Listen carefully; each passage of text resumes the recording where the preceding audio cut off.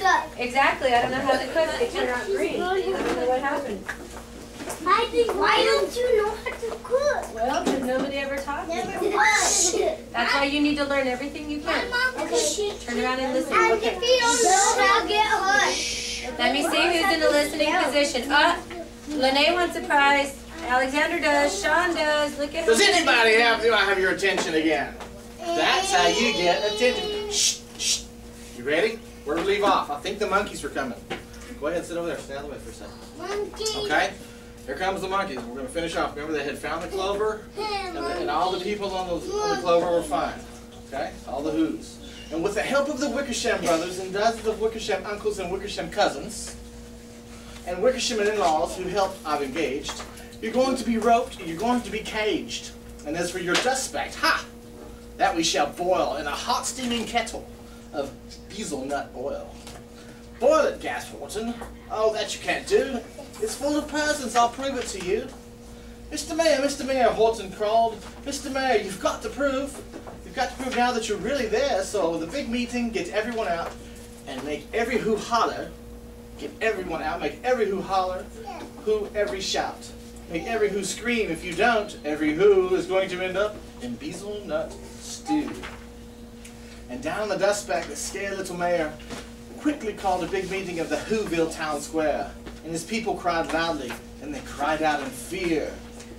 The elephant smiled. That was clear as a bell. You kangaroos surely heard that very well. All I heard was, snap the big kangaroo, was the breeze, and the faint sound of the wind through the far distant trees. I heard no small voices, and didn't either, you didn't either. And the young kangaroo, her pouch said, me neither. Grab him, they shouted. They caged the big dope. Lasso his stomach with 10 miles of rope. Tie the knots tight so he'll never shake loose. Then dunk that duck speck in the hazelnut juice. Horton fought back with great vigor and vim. But when Wickersham came, there was too many for him. They beat him, they mauled him, they started to haul him into the cage, but he managed to call to the mayor. Don't give up, I believe you all. A person, no matter how small. And you, very small persons, will not have to die if you make yourselves heard. So come on now and try. And the mayor grabbed a tom-tom. He started to smack it, and all over Whoville, they whooped up a racket. And they rattled tin kettles. They beat on brass pans, on garbage pail tops, and old cranberry cans. They blew on bazookas and blasted great toots, on clarinets, oompas, boompas, and flutes. Great gust of loud rackets rang high through the air. You can see the sound coming up, guys. They rang and they shook in the whole sky. And the mayor called up through the howling and the mad hullabaloo. Hey, Horton! How's this? Is there a sound coming through? They look so cute all sitting. And Horton called back, I can't hear you just fine, but the kangaroos aren't as strong, quite as mine. I don't think I hear a thing. Are you sure your boys are doing their best? And they're all making noise. Are you sure? Every who in Whoville is working. Quick! Look through your town to see if anyone is shirking. So through the town they rushed the mayor from the east to the west, but everyone seemed to be doing his best. Everyone seemed to be yapping and yipping. Everyone seemed to be beeping and bipping. But it wasn't enough for all this ruckus and roar. He had to find someone to help him make more. He raced through each building, he searched floor to floor.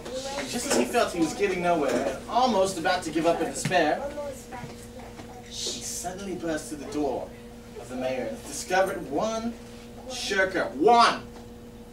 There was only one shirker, quite hidden away in the Fairfax apartment 12J, on a very, very small shirker named Jojo. He was just standing and bouncing a yo-yo, not making a sound, not a nippy, not a twip. And the mayor rushed inside and he grabbed the young twerp. And he climbed with the yap up the Eiffel Tower tip. So there he is. He went all the way up here with this one little ass guy to make one last sound. This, cried the mayor, is your town's darkest hour. This is the time for all who have blood that is red to come to the aid of the country, he said. We've got to make noises in greater amounts. So open your mouth wide for every voice counts. Then he spoke as he climbed, and when they got to the top, the lad cleared his throat and shouted out, "Yawp!" And that yawp that one small extra drop, put it over, and finally from the last speck on the clover, their voices were heard. They rang out clear and clean, and the elephant smiled. Do you see what I mean? They proved their presence no matter how small, and the whole world was saved by the smallest of all. How true, yes, how true, said the big kangaroo. And from now on, you know what I'm planning to do? From now on, I'm going to protect them with you. And the young kangaroo and her pouch said, what's that kangaroo always say? Me too. Very good. From the sun in the summer, from the rain when the fallish, I'm going to protect them, no matter how smallish. Thank you for your attention, guys. Good job. Okay, this book is going to Mrs. Beasley's class. With the contributions. I don't think you have this one, do you? No, we don't. How very nice. Thank you. Right. Wow, we get to keep that book. What do you tell them? Thank you. Good listeners. We're going to have to take very good care of that. How cool. And it's going to be a movie. I can't wait. All right. And that's what I am. Who's in the movie right now? I'm the speck of dust. I wish we could.